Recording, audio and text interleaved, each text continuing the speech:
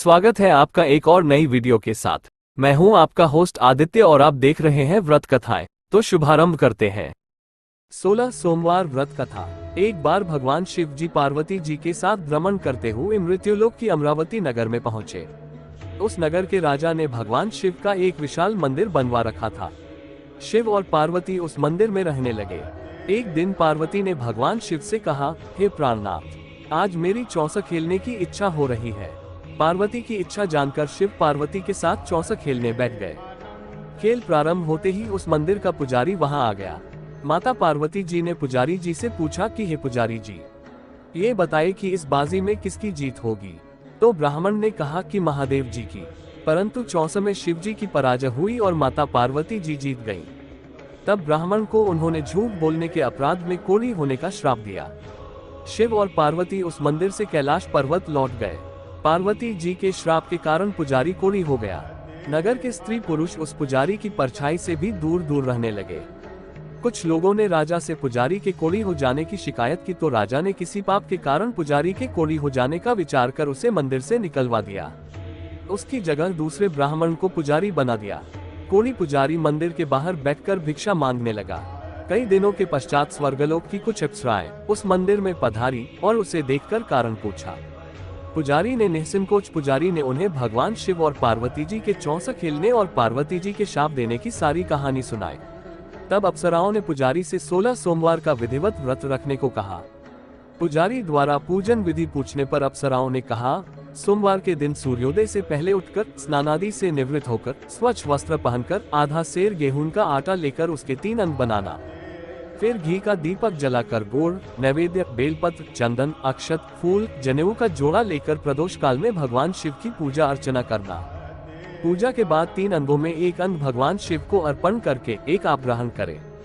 शेष 2 अंगों को भगवान का प्रसाद मानकर वहां उपस्थित स्त्री, पुरुषों और बच्चों को बांट देना। इस तरह व्रत करते हुए जब 16 सोमवार बीत जाए तो 17वें सोमवार को एक पाव आटे की बाटी बनाकर उसमें घी और गुड़ मिलाकर चूरमा बनाना। फिर भगवान शिव को भोग लगाकर वहां उपस्थित स्त्री, पुरुष और बच्चों को प्रसाद बांट देना। इस तरह 16 सोमवार व्रत करने और व्रत कथा सुनने से भगवान शिव तुम्हारे कोढ़ को नष्ट करके तुम्हारी सभी मनोकामनाएं पूरी कर देंगे। इतना कहकर अप्सराएं स्वर्गलोक को चली गईं। पुजारी ने अप्सराओं के कथनानुसार 16 सोमवार का विधिवत व्रत किया। फलस्वरूप भगवान शिव की अनुकंपा से उसका कोढ़ नष्ट हो गया। राजा ने उसे फिर मंदिर का पुजारी बना दिया। वह मंदिर में भगवान शिव की पूजा करता आनंद से जीवन व्यतीत करने लगा। कुछ दिनों बाद पुनः पृथ्वी का भ्रमण करते हुए भगवान शिव और पार्वती उस मंदिर में पधारे। स्वस्थ पुजारी को देखकर पार्वती ने आश्चर्य से उसके रोग मुक्त होने का कारण पूछा, तो पुजारी ने उन्हें 16 सोमवार व्रत करने की सारी कथा सुनाई। पार्वती जी भी व्रत की बात सुनकर बहुत प्रसन्न हुई और उन्होंने पुजारी से इसकी विधि पूछकर स्वयं 16 सोमवार का व्रत प्रारंभ किया। पार्वती जी उन दिनों अपने पुत्र कार्तिकेय के नाराज होकर दूर चले जाने से बहुत चिंतित रहती थी। वे कार्तिकेय को लौटा लाने के अनेक उपाय कर चुकी थी, लेकिन कार्तिकेय लौटकर उनके पास नहीं आ रहे थे। 16 सोमवार का व्रत करते हुए पार्वती ने भगवान शिव से कार्तिकेय के लौटने की मनोकामना की। व्रत समापन के तीसरे दिन सचमुच कार्तिकेय वापस लौट आए। कार्तिकेय ने अपने हृदय परिवर्तन के संबंध में पार्वती जी से पूछा, हे माता, आपने ऐसा कौन सा उपाय किया था जिससे मेरा क्रोध नष्ट हो गया और मैं वापस लौट आया। तब पार्वती जी ने कार्तिकेय को 16 सोमवार के व्रत की कथा कह सुनाए। कार्तिकेय अपने एक ब्राह्मण मित्र ब्रह्मदत्त के परदेश चले जाने से बहुत दुखी थे। उसको वापस लौटाने के लिए कार्तिकेय ने 16 सोमवार का व्रत करते हुए ब्रह्मदत्त के वापस लौट आने की कामना प्रकट की। व्रत के समापन के कुछ दिनों के बाद मित्र लौट आया। ब्राह्मण ने कार्तिकेय से कहा, प्रिय मित्र, तुमने ऐसा कौन सा उपाय किया था जिससे परदेश में मेरे विचार एकदम परिवर्तित हो गए और मैं तुम्हारा स्मरण करते हुए लौट आया। कार्तिकेय ने अपने मित्र को भी 16 सोमवार के व्रत की कथा विधि सुनाए। ब्राह्मण मित्र व्रत के बारे में सुनकर बहुत खुश हुआ। उसने भी व्रत किया। 16 सोमवार व्रत का समापन करने के बाद ब्रह्मदत्त विदेश यात्रा पर निकला। वहां नगर के राजा हर्षवर्धन की बेटी राजकुमारी गुंजन का स्वयंवर हो रहा था। वहां के राजा ने प्रतिज्ञा की थी कि एक हथिनी यह माला जिसके गले में डालेगी वह अपनी पुत्री का विवाह उसी से करेगा। ब्राह्मण भी उत्सुकतावश महल में चला गया। वहां कई राज्यों के राजकुमार बैठे थे। तभी एक सजी धजी हथिनी सूंड में जयमाला लिए वहां आई। हथिनी ने ब्राह्मण के गले में जयमाला डाल दी। फलस्वरूप राजकुमारी का विवाह ब्राह्मण से हो गया। एक दिन उसकी पत्नी ने पूछा, हे प्राणनाथ, आपने कौन सा शुभ कार्य किया था जो उस हथिनी ने राजकुमारों को छोड़कर आपके गले में जयमाला डाल दी। ब्राह्मण ने 16 सोमवार व्रत की विधि बताई। अपने पति से 16 सोमवार का महत्व जानकर राजकुमारी ने पुत्र की इच्छा से 16 सोमवार का व्रत किया। निश्चित समय पर भगवान शिव की अनुकंपा से राजकुमारी के एक सुंदर, सुशील व स्वस्थ पुत्र पैदा हुआ।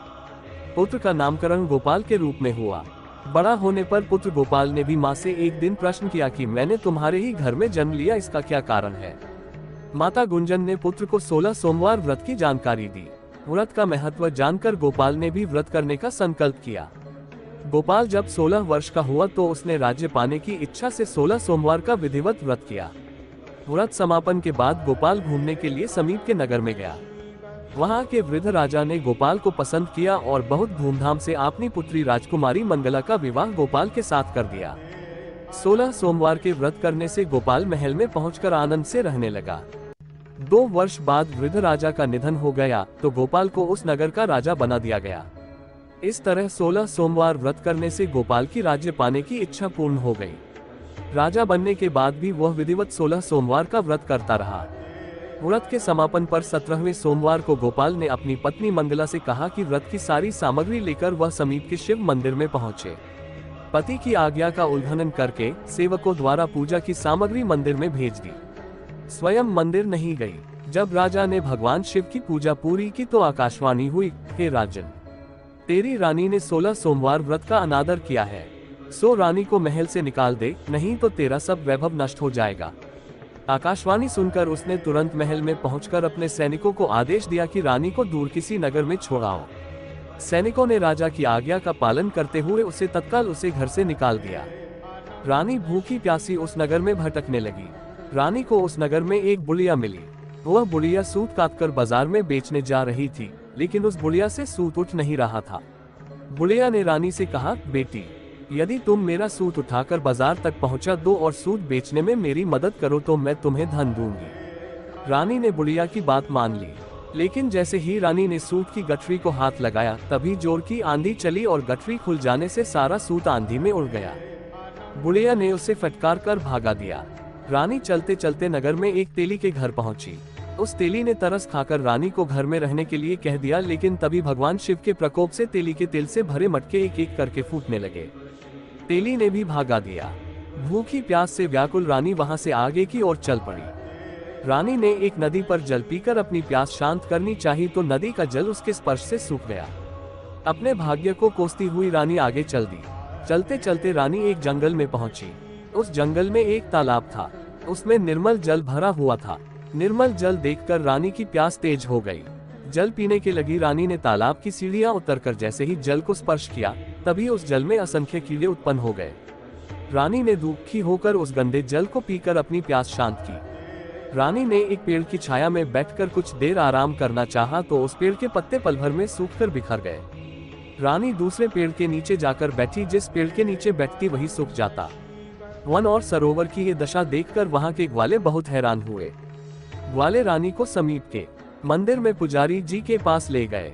रानी के चेहरे को देखकर ही पुजारी जान गए कि रानी अवश्य किसी बड़े घर की है, भाग्य के कारण दर दर भटक रही है।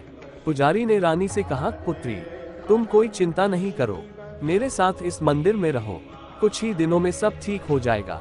पुजारी की बातों से रानी को बहुत सांत्वना मिली। रानी उस मंदिर में रहने लगी। रानी भोजन बनाती तो सब्जी जल जाती, आटे में कीड़े पड़ जाते, जल से बदबू आने लगती।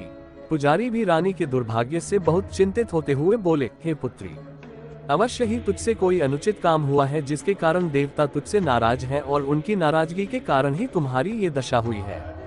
पुजारी की बात सुनकर रानी ने अपने पति के आदेश पर मंदिर में न जाकर शिव की पूजा नहीं करने की सारी कथा सुनाई। पुजारी ने कहा, अब तुम कोई चिंता नहीं करो, कल सोमवार है और कल से तुम 16 सोमवार के व्रत करना शुरू कर दो। भगवान शिव अवश्य तुम्हारे दोषों को क्षमा कर देंगे। पुजारी की बात मानकर रानी ने 16 सोमवार के व्रत प्रारंभ कर दिए।